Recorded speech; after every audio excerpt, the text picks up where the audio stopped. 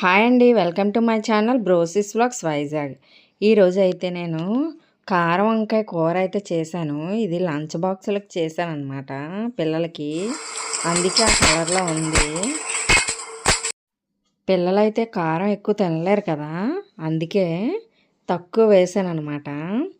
చూడండి, దీనికైతే లవంగాలు, దాల్చిన చెక్క, జీలకర్ర, ధనియాలు, 3 ఎండుమిర్చి, వెల్లుల్లిపాయలు, అల్లం, కారం, కరివేపాకు,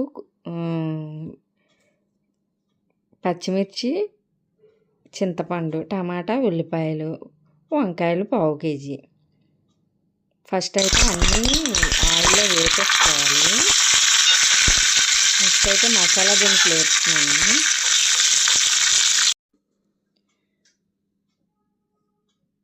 ఫస్ట్ అయితే మసాలా దినుసులు వేపుతున్నాను అనమాట. తర్వాత అయితే అల్లం, వెల్లుల్లి వేసాను.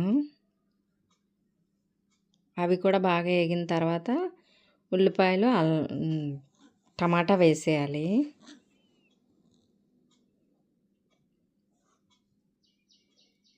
అవన్నీ బాగా వేగిన తర్వాత ఉప్పు వేస్తే కొంచెం తొందరగా మగ్గుతాయి కదా, అందుకని ఉప్పు కూడా వేసేసాను. ఉల్లిపాయలు కొంచెం మెత్తగా మగ్గిన తర్వాత టమాటా వేసుకుంటాను నేనైతే. చూడండి, కొంచెం మగ్గిన తర్వాత టమాటా వేసుకున్నాను. కర్రీ అయితే చాలా బాగుంటుంది. ఒక్కొక్కరు ఒక్కొక్క రకంగా చేస్తారు. గుత్తి వంకాయ, కారం వంకాయ, ఏ వంకాయ అయినా ఒక్కొక్కరు ఒక్కొక్కలా చేస్తారు. టేస్ట్ అయితే ఏ ఇద్దరిది కూడా ఒకలా రాదనిపిస్తుంది నాకైతే. మీరు ఎలా చేస్తారో చెప్పండి. చింతపండు అయితే కడిగేసి అది కూడా వేసేసాను. కొంచెం వేడెక్కుతుంది కదా బాగా. నేను ఇందులోనే చింతపండు కూడా అందులోనే వేసేస్తాను. పప్పు చేసినా సరే పప్పులోనే వేసేస్తాను చింతపండు కూడా. పచ్చిది వేయబుద్ది అయింది నాకు ఎందుకో. మూత పెట్టేసుకుంటే అవి మగ్గుతూ ఉంటాయి. ఇంతలోకి వంకాయలు కట్ చేసుకోవాలి. పుచ్చులు లేకుండా కట్ చేసుకోవాలి. పావు కేజీ వంకాయలు తీసుకున్నాను నేనైతే. మా బాబుకి అయితే చాలా ఇష్టం ఈ కర్రీ. మార్నింగే 5:30కి స్టార్ట్ చేస్తే 6:30కి అయింది. వీడియో తీస్తూ చేస్తే చాలా టైం పట్టేస్తుంది. మామూలుగా అయితే హాఫ్ అన్ అవర్లో అయిపోద్ది కర్రీ. నాకైతే చాలా టైం పట్టేసింది. చూడండి, అన్నీ వేగాయి కదా. ఇప్పుడైతే కొంచెం సేపు ఉంచుకొని స్టవ్ ఆఫ్ చేసేసుకొని కొంచెం చల్లారబెట్టుకోవాలి. ప్లేట్లోకైనా ఎందులోకైనా తీసుకుంటే తొందరగా చల్లగా అయిపోతాయి. చల్లారిన తర్వాత మిక్సీ వేసుకోవాలి.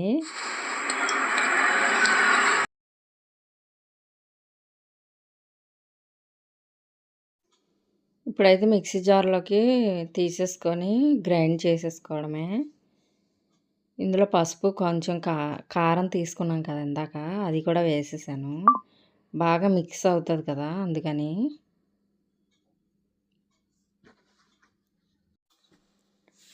తర్వాత అయితే ఆ వంకాయల లోపల స్టఫింగ్ పెట్టేసుకోవడమే అన్నిటిలోకి.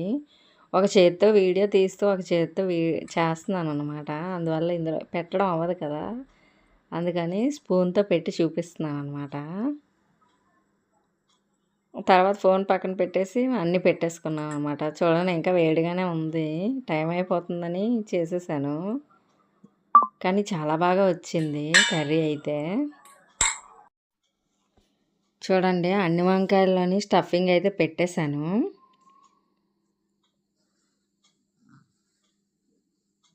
అన్నీ ఇలా పెట్టేసుకున్న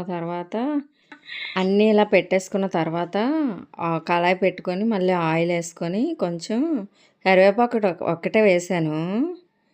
నేను తర్వాత వేస్తాను పచ్చిమిర్చి ఫ్లేవర్ చాలా బాగుంటుంది కదా, ఉడుకుతుంటే వేస్తాను అనమాట. ఇంకేటి అయినవసరం లేదు.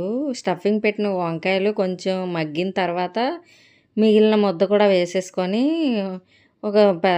ఒక గ్లాస్ వాటర్ పడుతుంది. వంకాయలు ఉడకాలి కదా. ఫస్ట్ వంకాయలు వేపేసుకుంటే వాటర్ ఎక్కువ పట్టవు. కానీ మళ్ళీ డీప్ ఫ్రై చేయాలని నేను చేయలేదు. వాటర్లోనే ఉడకాలన్నమాట. నేను చిన్న గ్లాస్తో 2 గ్లాసులు వాటర్ అయితే వేసాను. బాగా ఉడకాలి కదా. అందుకు. ఇవన్నీ వేసుకొని కొంచెం మగ్గిన తర్వాత వేయాలి వాటరు. మేము మార్నింగ్ కూడా రైసే తింటాము. ఏ కర్రీ చేస్తే ఆ కర్రీ నంచుకొని పిల్లలు పెరుగన్నం తింటారనమాట. టిఫిన్స్‌తో బాధ ఉండదు నాకు. అందరికీ అదే అలవాటు. మాకు చిన్నప్పటి నుంచి రైసే అలవాటు. లక్కీగా వీళ్ళకి కూడా రైసే అలవాటు ఇతనికి కూడా. టిఫినే చెయ్యాలనేం ఉండదు. ఒక్కొక్కసారి చేస్తానంతే.